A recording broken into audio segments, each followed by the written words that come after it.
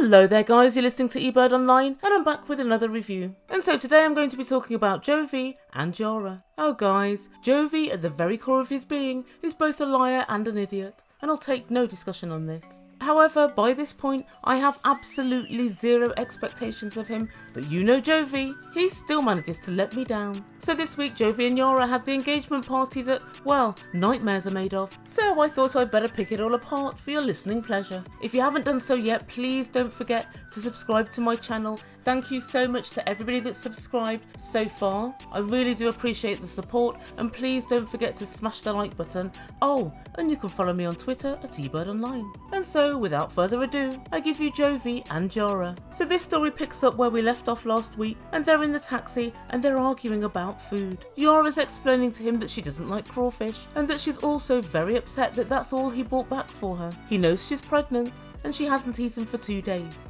But given that I know, and all my subscribers know, and Jovi knows this information, Jovi doesn't see what the big deal is. Why would he? And Yara's so upset and exasperated, she starts crying in the car. But Jovi doesn't care about things like that. He just sits there making wisecracks. And guys, I think it's fair to say that Jovi's obviously drunk at this point, but I still think even through drunkenness, you understand when your pregnant girlfriend is crying that you need to maybe console her a little bit, whether you think you're right or not. But also, what's borderline amusing about this is that Jovi somehow believes that we believe, or Yara believes, that he's only had 5 beers. We know this is utter horseshit for the following reasons. 1. In 99% of cases, when people are asked the quantity of drinks they've consumed, they usually knock off at least a third. In the other 1% of cases, they're too drunk to answer. Secondly, he's so drunk he doesn't know how many beers he's had. And finally, he's had a beer in hand ever since he sat at his parents' house at 10 o'clock this morning. We're 7 or 8 hours later. You haven't only had 5 beers, Jovi. Like I told you before, this boy's an out and out joke. And Yara said he went out for half a day with his friends, and when he gets back, he behaves like a little bitch to me. She did make me laugh when she said, behaves like a little bitch. That really sums him up. And so when they get to the party, it kind of looks like it's in a bar upstairs. But I have to say, Jovi's mum has done him proud. It looks actually quite good. And I think with this party, she's hit the tone absolutely perfectly, because nobody's dressed up massively. And as we know, Yara doesn't want any sort of big fancy engagement party, but everyone's wearing jeans and casual tops, so it's kind of very played down. But Jovi's mum of course has seen fit to decorate the place like it's a wedding. There are table decorations and even a 3-tiered white cake. Considering it's upstairs in a bar, she pretty much has pulled out as many of the stops as was humanly possible. But I guess it should have been obvious to everybody that she's a dab hand at crafting, because she's literally managed to make a whole human being out of just red flags. Jovi is made entirely of red flags, just stitched together. Gwen, YouTube needs a crafter like you. But what I like most about the scene when Yara walked in is that she really genuinely appreciated it, and she quite liked it. And she said it shows that Jovi's mum cares about me because she's made a real effort. And as Yara and Jovi were greeting everybody, I noticed with interest that Sarah the snake was there. Yara's absolutely a better woman than me, because I would have blanked that ass. So once the happy couple arrive, Gwen calls everybody round and says, hey y'all, come gather round for the first dance. And Jovi and Yara have a slow dance in front of everybody to some sort of, I don't know, I guess it's like country music or something. And as they're dancing, a drunken Jovi decides to make a grab for it, and he took a massive handful of her ass. And Yara was like, don't touch my ass. Oh my god, you're ruining this dance. Pay attention, you little bitch. Oh my god, I hate you. But Jovi's mum, God bless her, said, oh my god, they're so in love. I can really see it now. I was a bit worried to start off with, but I think we're going to be good. You can really tell they love each other. And of course, production played a blinder because they managed to intersperse, I hate you, you little bitch, in with, oh my god, they're so in love. It was all Trey amusing. After the dancing, they decide to go and get some food, and it looks like Gwen's put on quite a spread. And thankfully, finally, Yaras eating, and they sit down together to eat, and Jovi is trying to be all, well, jovial, but instead he's being Jovian, i.e. prick-like. He's trying to chit-chat to Yara, and she's just not having it. And Jovi helpfully explains to production, her hormones are all out of whack, she's crazy at the best of times, but at the moment, she's a nightmare. Oh my lord, Jovi is such a clown. She's mad because you failed to feed her, Jovi. And the worst thing is, he's not even sorry. He's somehow told himself she's just being unreasonable. Now, I'm very big on the power of apologies, because I do believe that if you apologise for something properly, in a timely manner and sincerely, people will start to calm down from whatever they were salty about. And of course, this whole mess is of Jovi's making, so it really is incumbent upon him to apologise.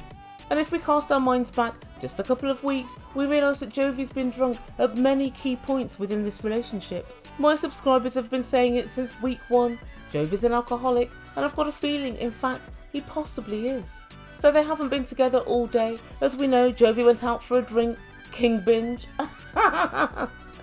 And when he came back, he was 3 sheets to the wind. And he also returned with no edible food for Yara. The least he could do, the very, very least, is to say, I'm really sorry, I'm going to try harder in future. I think that would have begun to thaw the ice. But oh no, because Jovi's never wrong. Jovi's always messing up, Jovi's always drunk. It's fair to say that Jovi has a pattern for being a drunken dick.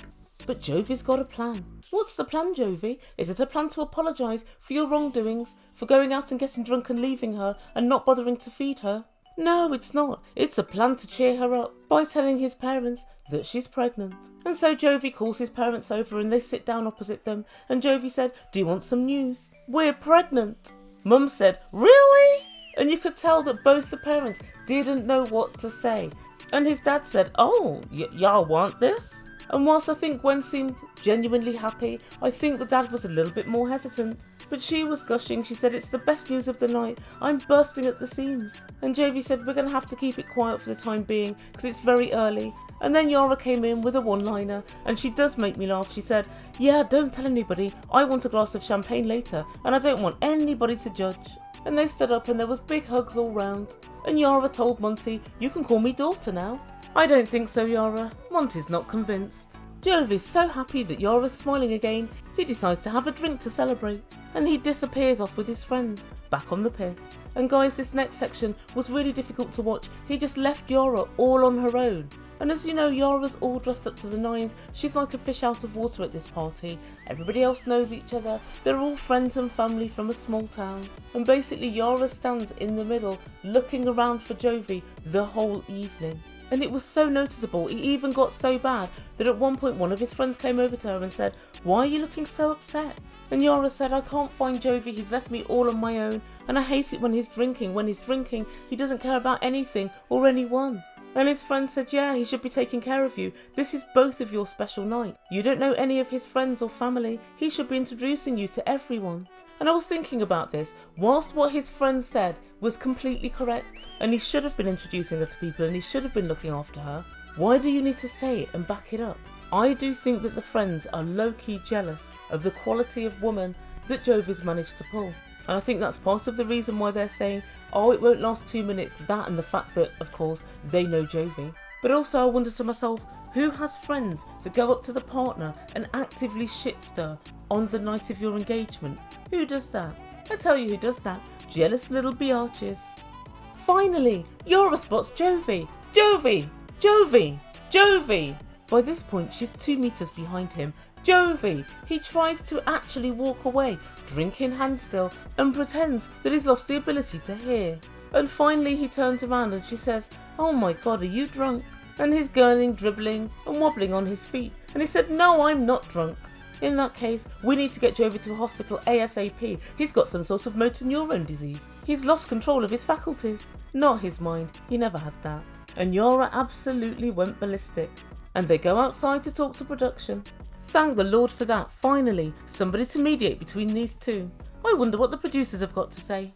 And production very helpfully ask, are you enjoying your evening, Yara? No, she's not, production. No, she's not. Jovi's ignoring her. She doesn't know anybody here. Sarah the Snake is slithering around. And she can't even dull the pain by getting pissed. In short, no, she's not having a good evening. She's having the worst night of her life. And she said to Jovi, even your friends are asking, what's with Jovi's drinking? This party is for both of you. Why are you on your own? This is the first time, even though you've been drunk loads of times, that I've gone absolutely mad at you. Guess what Jovi says? Welcome to pregnancy, guys. As if all her ranting and raving is nothing but pregnancy hormones.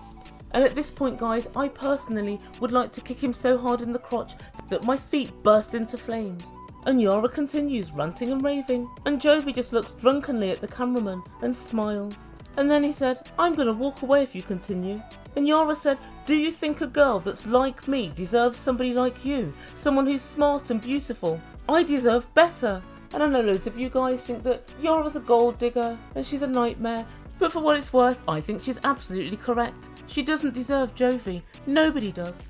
Not even Gwyneth Paltrow. And Yara explains to him, "You need to stop caring just about alcohol now. You're going to be married. When you're married, you need to think about your wife. You're going to be a father. When you're a father, you need to start thinking about your kids. They need to come first." And Jovi's still grinning in a juvenile manner at the camera.